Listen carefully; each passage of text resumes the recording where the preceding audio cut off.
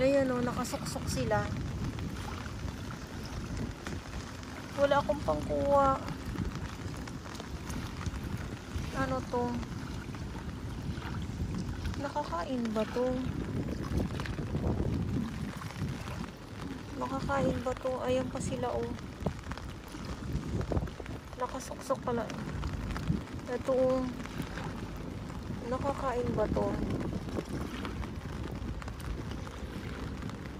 Ang dami oh. Maraming salamat po sa ating mga estero Rangers ng DENR DPS Mandaragat doon po sa Manila Yacht Club at ang ating MMDA. So sila yung mga warriors na inuulit-ulit ko or yung mga naglilinis dito sa Manila Bay. Dahil may mga ibang viewers tayo na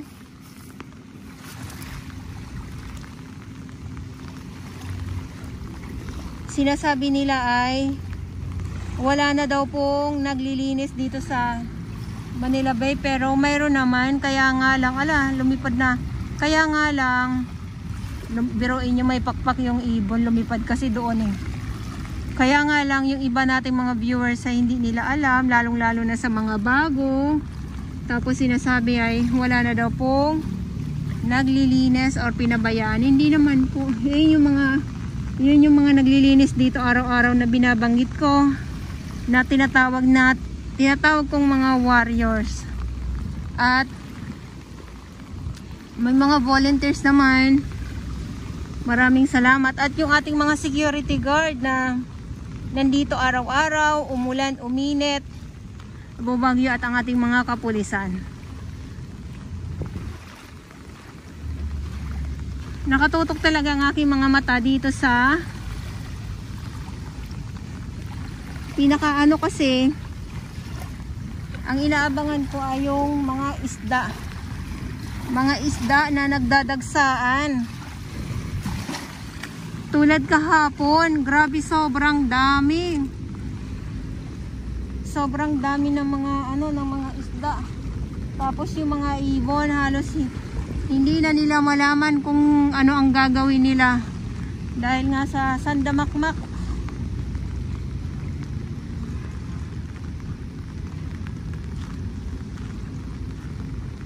Sandamakmak na mga isda. Pero grabe yun. Ito oh. Ito, yan. Ano lang po medyo high tide lang.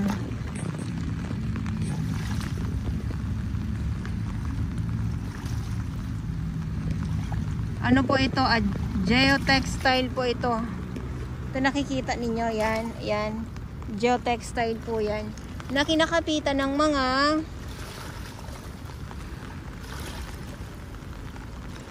mga tahong na mga maliliit at ibang mga shell pa.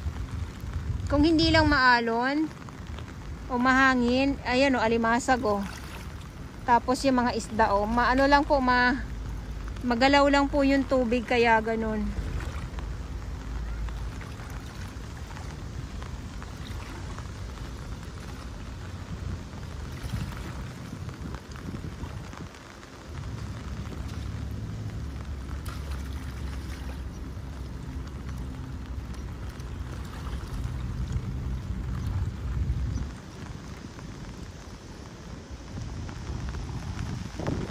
So yung mga ibon talagang hanggang ngayon todo abang sila. Wait lang, may nakita ko dito nakasuksok oh. Ang dami nila. Ayan oh, nakasuksok sila. Wala akong pangkuha. Ano to? Nakakain ba to? Nakakain ba to? Ayan pa sila oh. Nakasuksok pala. Ito oh. Nakakain ba to?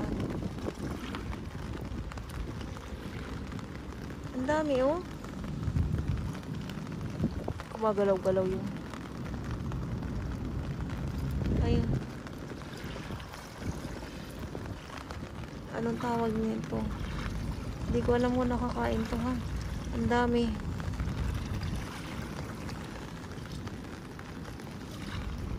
Tas eto pa. Sila yung minsan, ayan oh, may laman. Sila yung ano, nandoon sa kabila na nagtutumpukan. Sobrang dami. Para mapunta sila sa tubig. Para ano naman sila mabuhay. Tapos yung mga ano, yung mga sea slug or yung mga pansit-pansit na tawag dyan. Ayan. So ito yung update natin. Lakad tayo dito.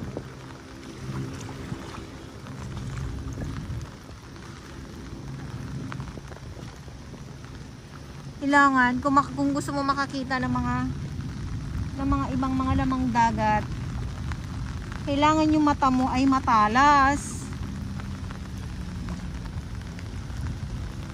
Kasi pag hindi, hindi ka po makakakita. Ayan. Hindi ko alam kung papa-high tide or papa-low tide na ba ito. Okay, so dito tayo.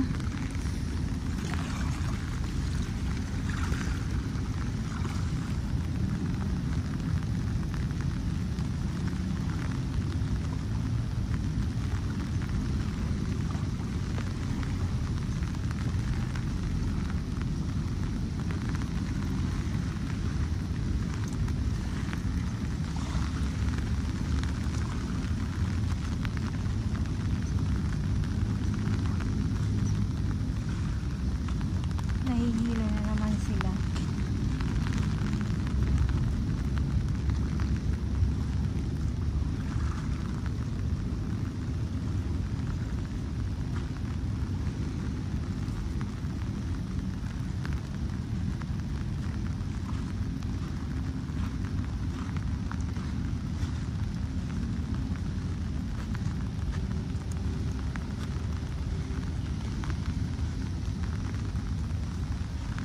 Nakakatuwa yung kahapon talaga dahil sa sobrang dami.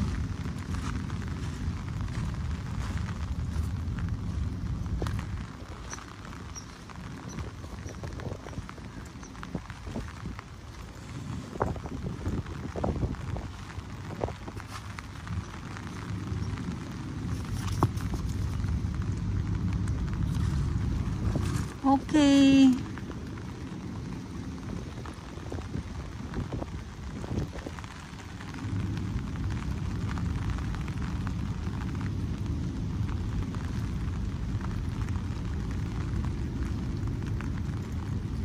Good afternoon. Tuloy ang update natin ngayon dito sa Manila Bay, Dolomite Beach po. At eto nga ayan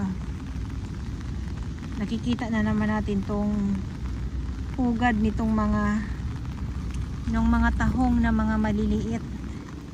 So mamaya yan ay mag low tide pa to ng gusto, kaya abang na lang din po tayo. Pero ano kaya ito? May mga ibang shell pa dito eh.